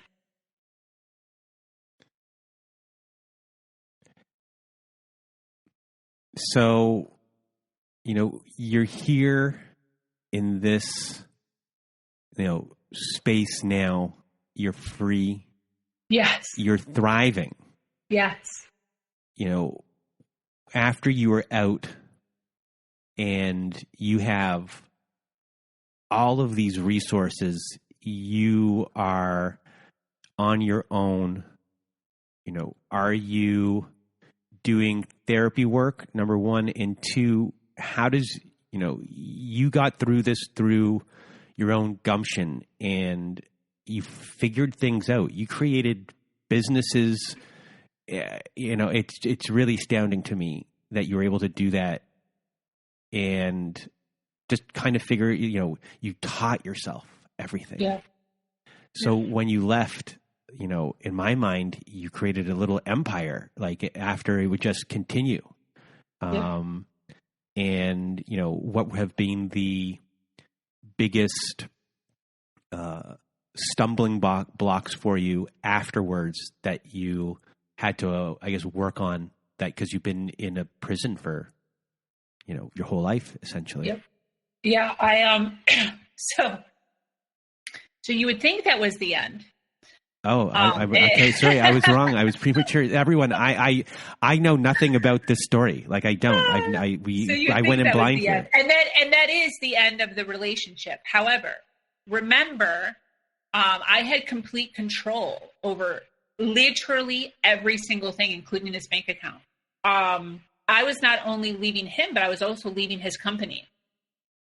However, over the duration of our relationship, I purposely put myself in that position.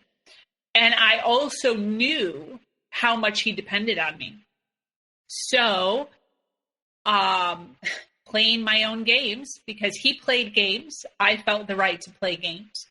When I left, I didn't leave him a ledger. I left him nothing. So he couldn't access anything but the front door of his office.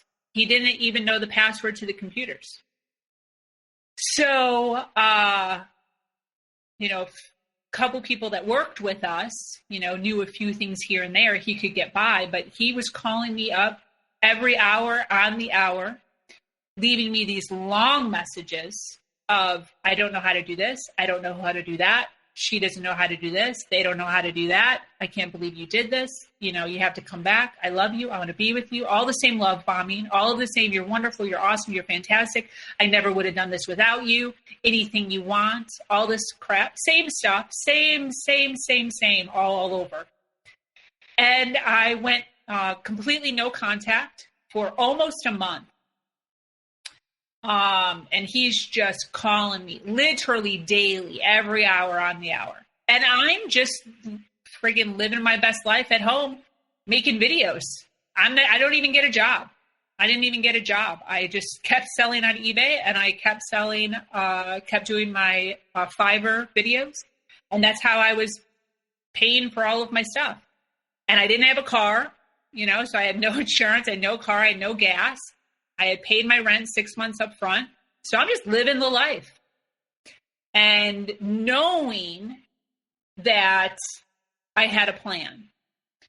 So about a month, later, I finally answered the phone, just out of the blue. Just one of the calls I decided to answer. He freaks out. Oh my God, I can't believe you answered the phone. Anything you want, anything at all that you want.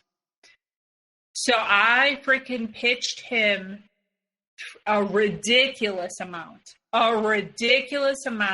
salary, plus commission, plus a car, plus benefits, plus insurance, plus gas. And he said, yes, to every single thing I asked for. And it was big. So went back to work on Monday. And whether or not that was a good idea or not a good idea or the dumbest thing I've ever done, I still don't know how to gauge it. But I kept working for him for 2 years. It was by far, minus the sexual abuse, it was by far the worst 2 years of my life, if that makes any sense. Because, I went back to working my 11-hour days. So I was basically with him. And at this point, he decides to show up every single day, which he was not doing previously. And he's deciding to micromanage every single thing that I do. So it was a nightmare. It was an absolute nightmare. I stuck with it for 2 years. And every week I threatened to quit. Every week I cried myself to sleep. When I wasn't with him, at home, when I was at home, 10 o'clock at night, 11 o'clock at night, 1 a.m, he'd be calling me all hours, every day, weekends. It was impossible to date. If he knew I was going on a date because my coworker told my one coworker who told him or whatever, he'd call me 16 times that night and ask, same thing, dumb. Where's the stapler? Why isn't the printer working? It's dumb stuff, and 6 months before I decided to leave, I gave him a 6-month notice, a year and a half in, and basically said, I can't do this anymore. This is it. I was trying to make it work. I was trying to do the whole let's build an empire thing together, but you are absolutely impossible to work for.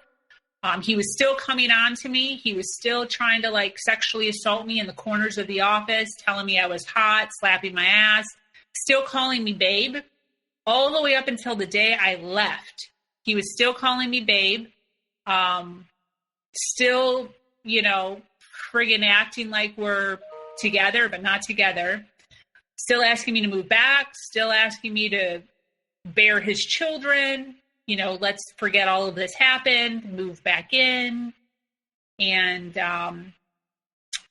I told him, I'm leaving. I'm out. I can't do this anymore. You're absolutely insane. I thought maybe doing one and not the other, the work versus relationship or relation. I thought maybe I could handle you in just one space, but I can't. I can't handle you in one space. You're insane. So I told him to bring someone else in. I said, I'm leaving literally on this date. This is the date I am leaving. Bring someone in. If you don't have somebody in, then you're shit out of luck. Like, I don't know what to tell you. You're going to have to take all the responsibilities on yourself. Because he was purposely, in the beginning, anyone that I would bring in, he didn't like. You know, she's too this, she's too that. She's not going to be able to do this. She can't do that, blah, blah, blah. So I just, I'm like, bring someone in. I don't care who.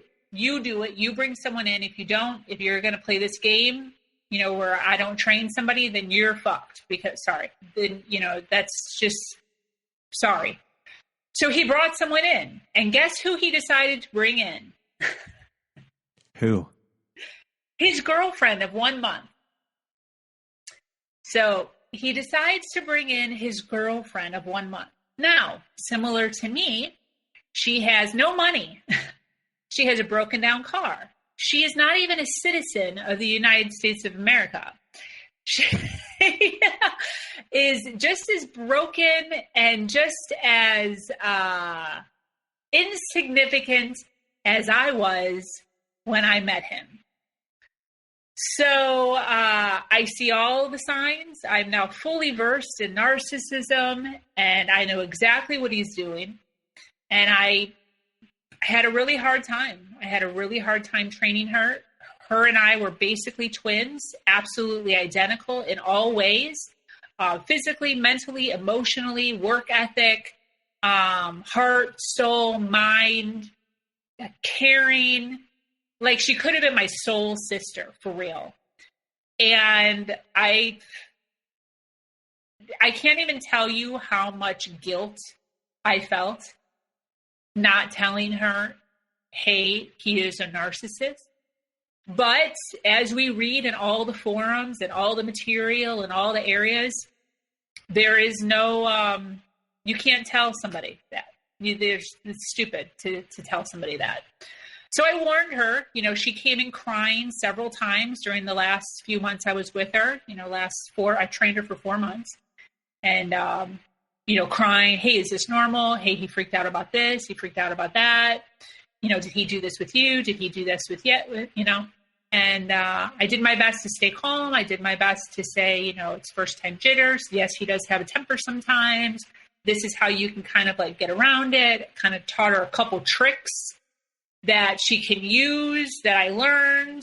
And, 4 months later, I basically shook her hand and said, good luck. Walked out. So officially no contact now for years. But I did endure it for another 2 years after that. Where I am now, I run my own company. I still do eBay. I still do Offerup. I still do Fiverr. Yep, I still do all the things.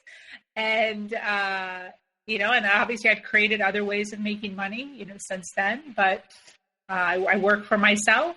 I mentor as many women as I can in narcissism. And I love it. I love that I went through what I went through. I love my story because it's so easy to give up. And, the fact that I didn't it gives hope. It gives hope. And I'm proud. I am proud of myself. I am proud of myself for sticking with it, because not just for myself though, not just because like, oh, look where I am now, but because I'm now able to sit down with you and share a story. And, I know that there's women out there who have tried. I know that there's women out there who have left or come back and are thinking about doing it again, and just thinking about the work that it's going to take to get out again. It's a lot. It's a lot. I'm still amazed. Like, you've been through so much, and today you're going to give hope to so many people out there who are listening. When I started doing this, one of the biggest things that I couldn't figure out, or not, that's not a good way of saying it. One of the biggest things that I saw that there was this giant hole was I got this email from someone in a small town in Michigan, and they didn't have a way out. They couldn't see a way out. They were a single mom and inside this home. They weren't allowed to do anything. Couldn't get a bank account, couldn't do a thing. Yeah. And I didn't know how to help that person. There was no helping that person. They didn't have any hope. And when I communicated back a couple of times, they said, there is no hope for me. And then it's the last I ever heard from them. And that was something that always stuck with me. And, part of the mandate kind of in my mind of the show was, how do you help those people? How do you give those people hope? And how do you give those people tools to get out of those situations? And you're someone who found tools for yourself and built tools, and you are a beacon of hope for those people. And I just really want to thank you from the bottom of my heart for being here with me today and sharing your story, because, you are hope to me. You are hope. You're in movies, you're Andy Dufresne from the Shawshank Redemption. Yes. And as he once said, was hope is a good thing, maybe the best of things, and no good thing ever dies. Yes. Absolutely. 100%. So, and quite honestly, I appreciate you for freaking having a platform like this, because narcissism is it's so secretive. It's so silent, and it literally breaks people. It breaks people. And when you feel like you're the crazy one, when you feel like you're the insane one, and there's nobody to relate to, it's so difficult. It's so difficult to feel like your feelings are valid, that your story is valid. So you having a platform like this where women can come on and share their experience, it's brilliant. It's absolutely brilliant. Well, I don't really have to do much. It's you and everyone else who's been on the show. I just, I had a microphone, and it's you guys that do all of the work, and you guys are the people that are going to be saving so many people's lives. And really, from the bottom of my heart, thank you so much. I know we're going to be in contact for a long time. Yes. So thank you for being here. And before, last words of wisdom that we usually get to, words of wisdom or advice for everyone before we leave. I say the same thing every single time. I say, dive into your situation and figure out what you're learning. So it's so easy to fall into a victim mentality of, this is happening to me, and I am being hurt, and I am being hindered, and I am hopeless. Switch your mentality to, what am I learning in this experience? What can I get from this experience? Even in the worst of times, even when you feel like you're dying inside, you're learning something. There is some lesson that you are learning that you need to figure out, grasp, so that you can use it in your future. And that's what I did. Everything he said to me, everything that was done to me, I would turn off the victim of, he's doing this to me, and I would turn on a student, and I would say, what am I learning from this situation? What is he teaching me right now that I can use in my future? And when you start to view your life, no matter how difficult it is, no matter what's being done, no matter what's being said, what are you learning? And that's how I got through. Well, Valentina, thank you so much for being here with me today. And, as I said before, I think you're amazing. And, this has been This is a special episode. So you're a special person, and not that anyone else is not special who's been on here before, but this is really, truly amazing episode. So thank you. And from myself and Valentina, we hope you have a good night.